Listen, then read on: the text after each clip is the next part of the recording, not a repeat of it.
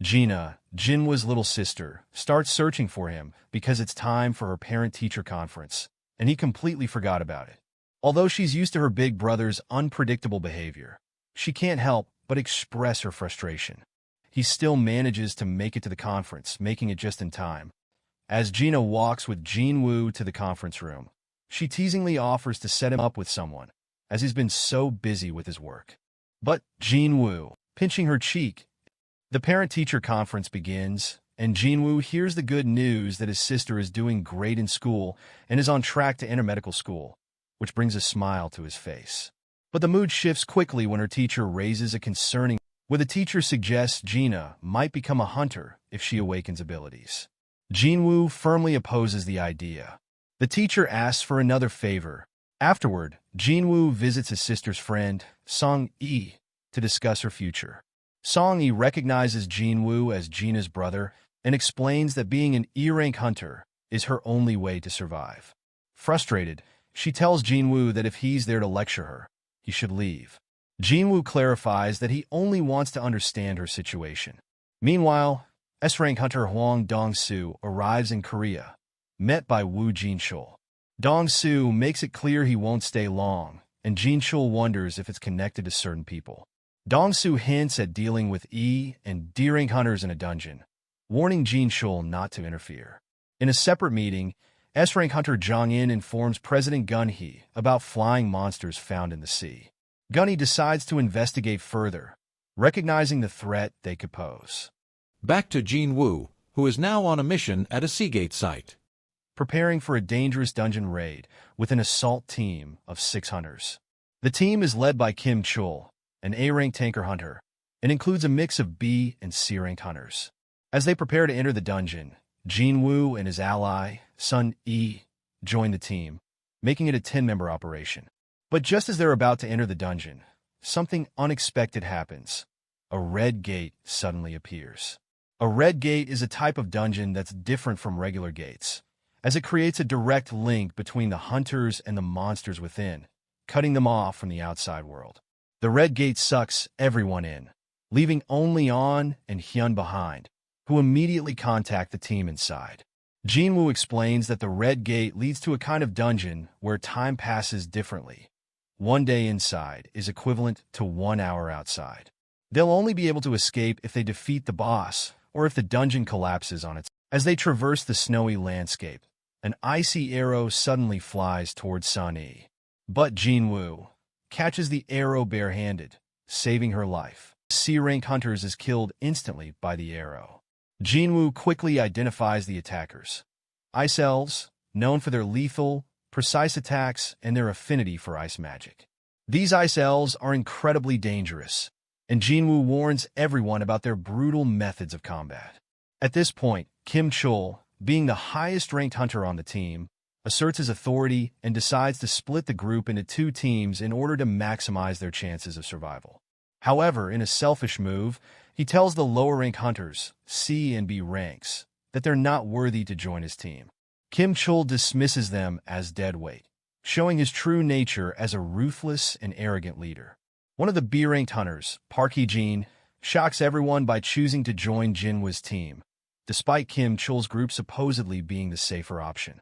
Hee-jin has seen Jinwoo's abilities firsthand and knows he has an edge over the others, even without the traditional hierarchy of hunter ranks. As the 2 groups split up, with Kim Chul's team heading east and Jinwoo leading his group into the forest, the situation only grows more dangerous. Kim Chul's group notices the telltale signs of an ice bear's presence when they spot claw marks on the trees. Kim Chul scoffs at the idea of the lower-ranked hunters being able to survive an encounter with an ice bear, which is known for its strength and ferocity.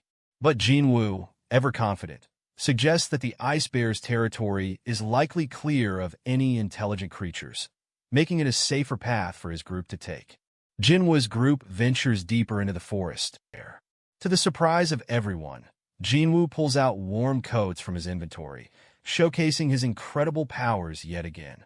He instructs everyone to stay out of his way. Jinwoo, leading his group deeper into the portal, tells Song-yi that since he brought her along, he'll take responsibility for her well-being. He warns the others not to ask questions or demand explanations. As they press forward, a massive ice bear suddenly appears, blocking their path. Meanwhile, outside the Red Gate, Hunter Baek Yunho and Sungmin are watching from a distance. Sungmin mentions that Jinwoo is inside the red portal, but remains unclear if he's had his second awakening. Baek is concerned, as he's unsure of what to make of the situation. Before they can discuss further, Hwang Dong-soo arrives at the entrance, clearly frustrated. He mutters that with the red portal sealing them in, he won't be able to reach Jinwoo and might not make it out himself. Inside the portal, Jinwoo and his group continue their fight with the ice bears. These red portals grant much more experience than ordinary ones. However, even with his newfound strength, Jinwoo remains vigilant. Back in Jinwoo's group, as they feast on the tender meat of the ice bears, Jinwoo is already thinking ahead. He's determined to locate the ice bear's lair and take down the source of the problem. Moving deeper into the cave, he notices something strange. Several pairs of eyes are watching him from the darkness. Knowing that danger is near, Jinwoo steers his group forward, ready to confront whatever comes next. With Jinwoo's command, the Shadow Soldiers begin their attack, while Jinwoo himself stands at the ready, taking on the ice bear directly. The fight is fierce, and Jinwoo's Shadow Soldiers work in tandem with him. But the battle drags on, and his mana starts to deplete. As the fight continues, Jinwoo's mana runs dangerously low, but the ice bear remains standing. The Shadow Soldiers are eventually all defeated, but the true test begins when a massive, mohawked ice bear boss enters the fray. The colossal creature quickly wipes out Jinwoo's remaining Shadow Soldiers, and all of his mana is completely drained. Despite the dire situation, Jinwoo remains calm and calls upon Igris, his elite Shadow Soldier, to finish the fight. Igris, wielding his sword, displays his unmatched combat skills, swiftly dispatching the ice bear boss with precision and speed. With one final strike, Igris decapitates the massive creature, bringing an end to the battle. As Jinwoo's group celebrates their victory, Kim Chul's team faces a far worse fate. They're being overwhelmed by the Ice Elves. But the Ice Elves are closing in, and the situation looks grim. In the shadows, the leader of the Ice Elves, a dark, terrifying figure, watches Kim Chul with malicious intent. We see Jinwoo standing victorious over the Death Bears, showcasing his immense power as a necromancer. With a simple command to rise, Shadow Bears emerge from the corpses, seamlessly joining Jinwoo's ever-growing Shadow Army.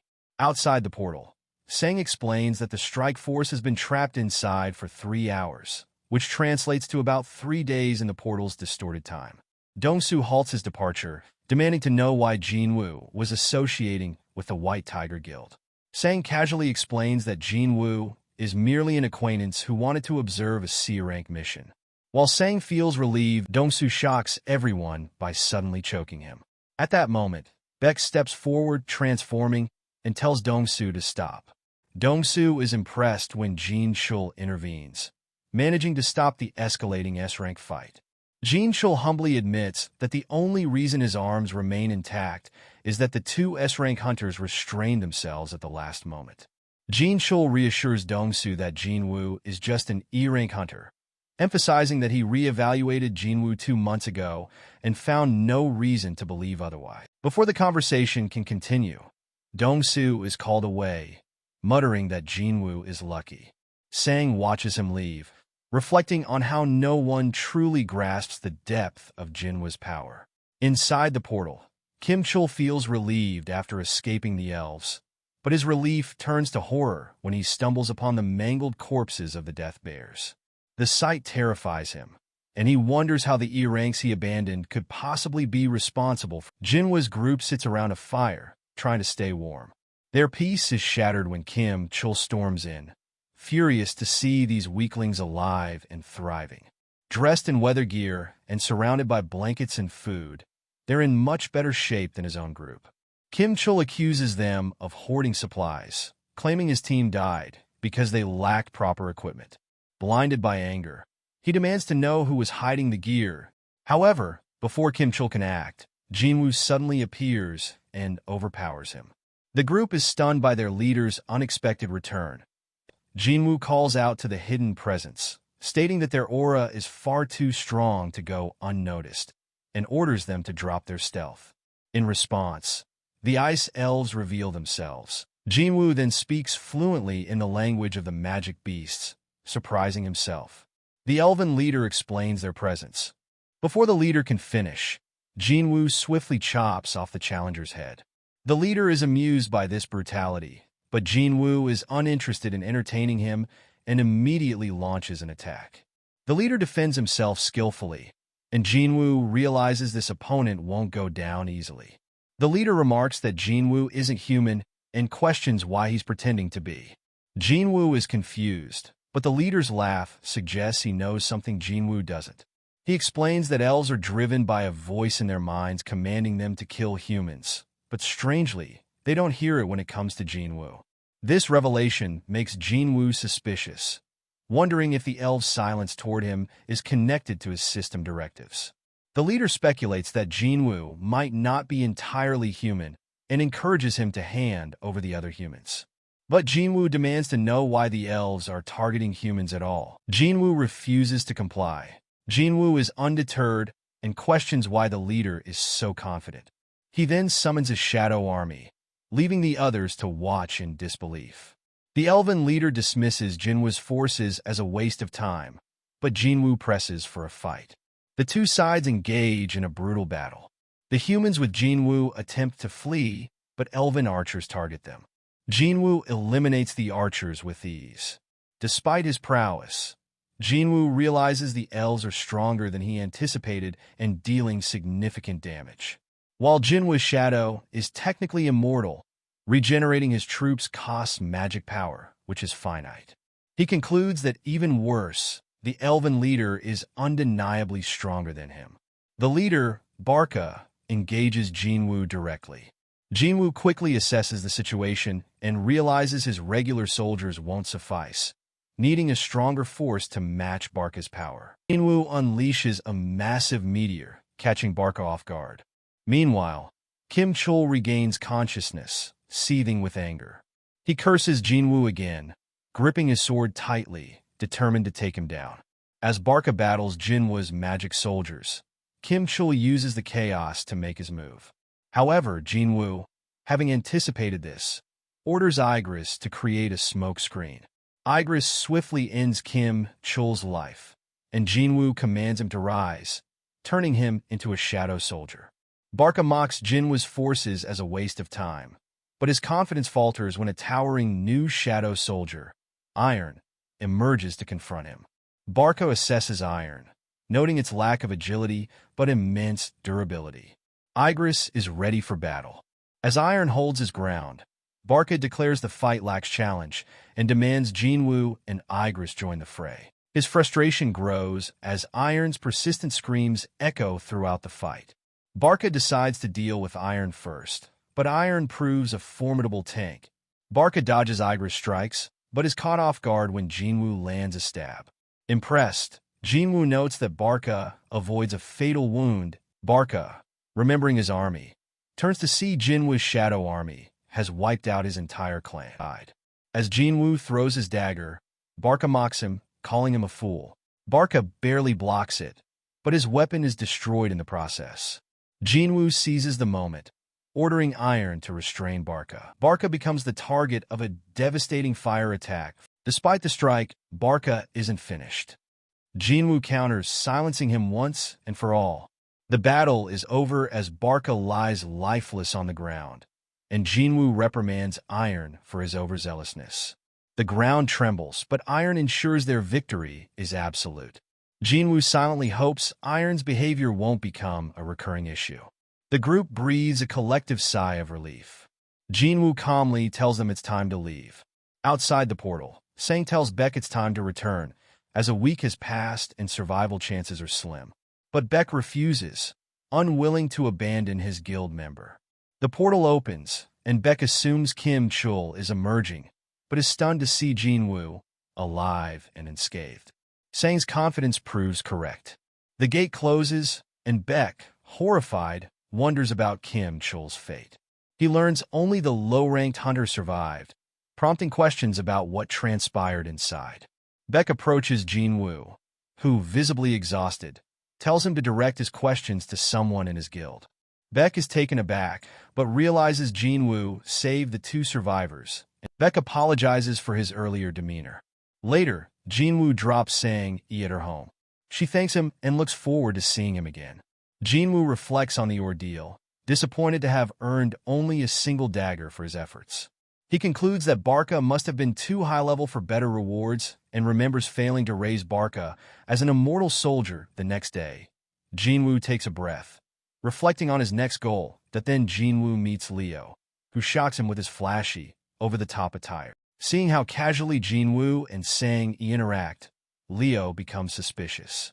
When Jinwoo asks if Sang got any sleep, Leo misinterprets the moment and, concerned, reminds Jinwoo that Sang is underage. Jinwoo brushes it off, unaware of Leo's misunderstanding, which only heightens Leo's concern.